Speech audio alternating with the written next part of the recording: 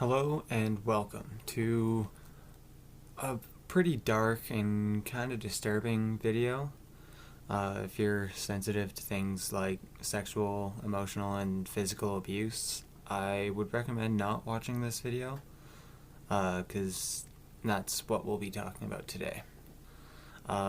Today I'll be talking about Evan Rachel Wood and her being the voice of a voice pushing a couple different causes for better sexual and domestic abuse laws, and more recently, the abuser that she names.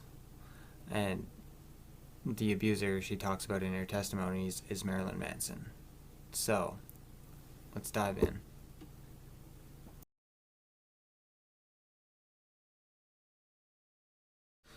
In February 2018, actress Evan Rachel Wood testified in front of the United States House Judiciary Subcommittee on Crime, Terrorism, Homeland Security, and Investigations in support of the Sexual Assault Survival Bill of Rights Act.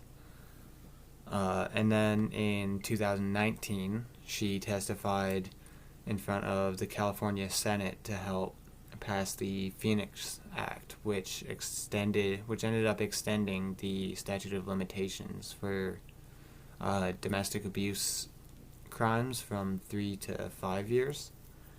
Not a big jump, but it also requires police to take additional training on the matter.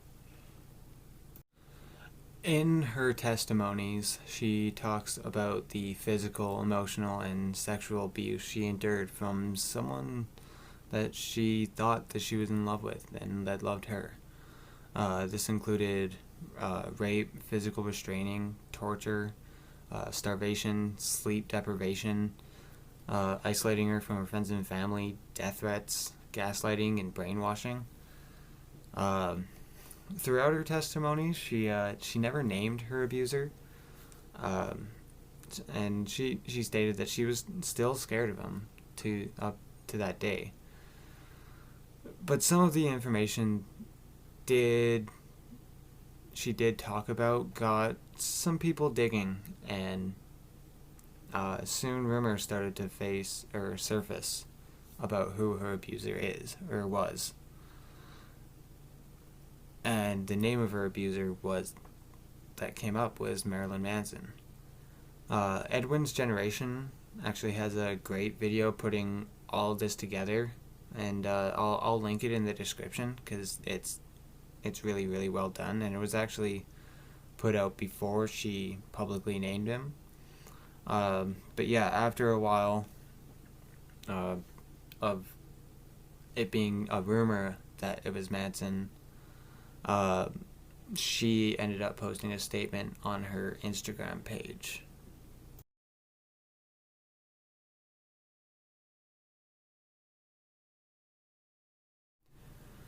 Since then, a few other women have come out with their stories of abuse at the hands of Manson.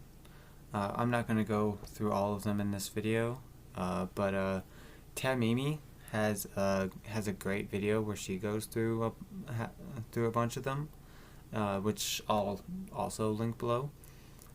All of the stories are very similar, and it's pretty hard to listen to in parts. But it's definitely a pattern of behavior. And I think that's the scariest part to me about this whole thing, is that he was showing everyone exactly who he was, but said it was a persona for his art.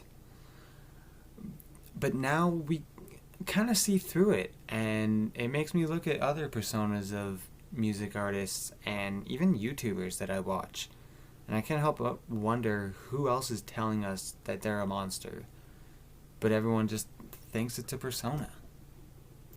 Manson has responded to the allegations with a statement saying that they are distortions of reality and that they're choosing to misrepresent the past, and also, blaming his music and art for always being magnets for controversy. But I think the part that gets me the most is when he says that his relationships were always with like-minded partners. Well, with all the brainwashing, gaslighting, and isolation from other people, yeah, I can see why he would think that. But I really, really doubt that all of these women enjoyed being physically restrained, tortured, and raped by someone they thought loved them. It's a really gross response from, honestly, a really scummy monster. And like I said, it scares me that he was telling us who he was. He told us in his music. He was telling us exactly who he was. And we all just played it off like it was not, like it was just a persona. But I think that's where I'm gonna end this video. There's more to this. I kind of wanted to get to, but for this video, I just wanted to get how this started. So I might continue digging, and there might be more videos on this. Personally, music-wise, I was never really into Marilyn Manson. There were a few songs I didn't hate, and if someone put it on, I'd jam to, but well, I don't know, I was never really into it. But I know he has a huge influence on the alternative music scene, and I mean that's the music scene I'd like to be a part of. So this just felt important to at least talk about. Check out those videos I talked about. That they were a lot more thorough than this one. I'll also link all the articles and stuff I used for info. So yeah, dislike, like, subscribe, all that stuff. And yeah, I'll see you next time.